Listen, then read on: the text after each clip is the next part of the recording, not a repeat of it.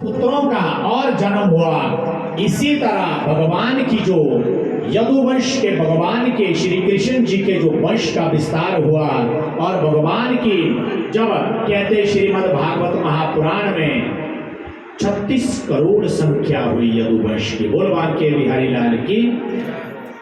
आजकल परिवार में 2 या 4 होते हैं, 2 या 3 होते, 1 या 2 होते तो बहुत ज्यादा समस्याओं में चिंतन में रहते हैं। तो भगवान यहाँ पर कभी भी चिंतित नहीं रहते थे। इतना बड़ा परिवार था बांके बिहारी लाल जी का।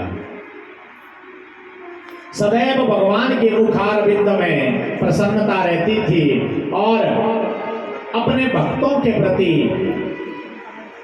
भगवान संयुज्य प्रेम रखते थे और अपने जो प्रभु के भगत होते थे, भगवान की कठोर तपस्या करते थे, भगवान उन्हें दिव्य आशीर्वाद देते थे और भगवान के इस इतने बड़े साम्राज्य में कभी भी कोई भी लड़ता झगड़ता नहीं था। सभी आपस में प्रेम प्रीति आदर पूर्वक रहते थे। बोल बांके बिहारी लाल की। भगवान की जो 16,108 पटरानियों में जो सबसे प्रमुख और सबसे बड़ी माता रुक्मणी जी है और माता रुक्मणी जी कभी भी भगवान से उदास नहीं रहती थी। उसके मुखमंडल में कभी भी उदासी नहीं रहती थी। एक बार भगवान के द्वारा सोचा गया कि आज जरा रुक्मणी की परीक्षा लेते हैं, इसे हम थोड़ा सा क्रोध दिलाते हैं, देखते हैं रुक्मणी क्रोधित होती है या नहीं। और भगवान ने अनेकों प्रकार के तर्क किए माता रुक्मणी जी से और अनेकों प्रकार के प्रश्न किए कि तुमने मुझसे विवाह क्यों किया, मेरा ना रूप सुंदर है, न तन सुंदर है और मेरी जो चाल भी है वो टेढ़ी चाल है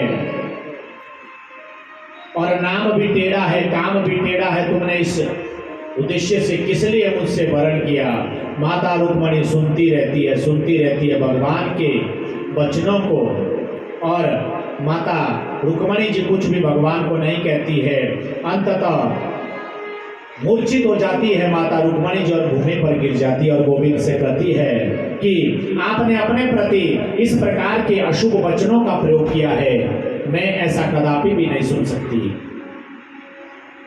जिस भक्ति भावना से मैंने आपका वरण किया है, मेरा जो भाई है रुक्मी शिशुपाल से विवाह मेरा करवा रहा था, पर मन ही मन में आपको पति रूप में चाहती थी और जब प्रीति अनुरक्ति किसी से होती है तो उस विषय में कुछ भी नहीं देखा जाता है।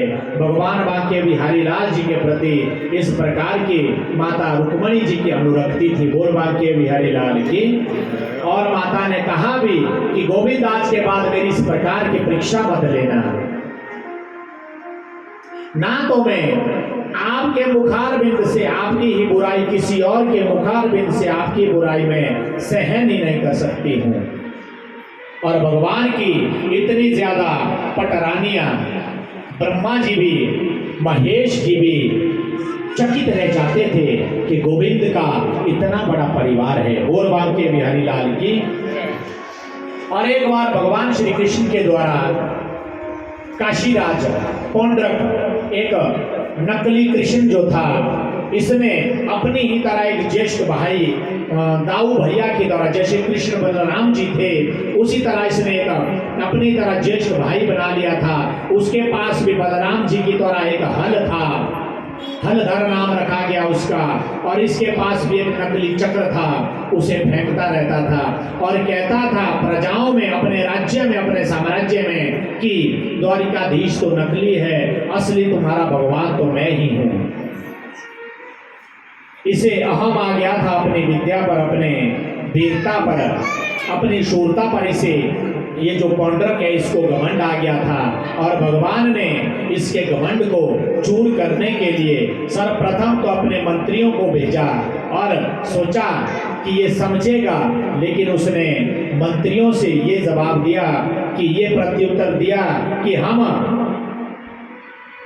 तुम्हारा ये जो राजा है जो अपने लिए श्री कृष्ण मानता है और इतनी 16,108 रानियों का पति परमेश्वर बनता है, ये वास्तव में साक्षात भगवान है, तो हम इससे युद्ध करना चाहते हैं। बोल बांके बिहारी लाल की। और भगवान वासुदेव श्री कृष्ण जी के द्वारा इस काशीराज पौंड्रक का संहार किया गया और यहाँ पर भगवान ने इस भूधरा के मानव जाति के लिए ये दिव्य संदेश दिया कि हमें अपने बल पर, अपने ऐश्वर्य पर, अपनी सुंदरता पर और अपनी पदवी पर, पद प्रतिष्ठा पर कभी भी अभिमान नहीं करना चाहिए, क्योंकि ये जो पद प्रतिष्ठा है, ये जो मान सम्मान है, ये मेरे गोविंद के द्वारा ही दिया जाता है। बोल बांके बिहारी लाल की, भक्त वत्सल भगवान की।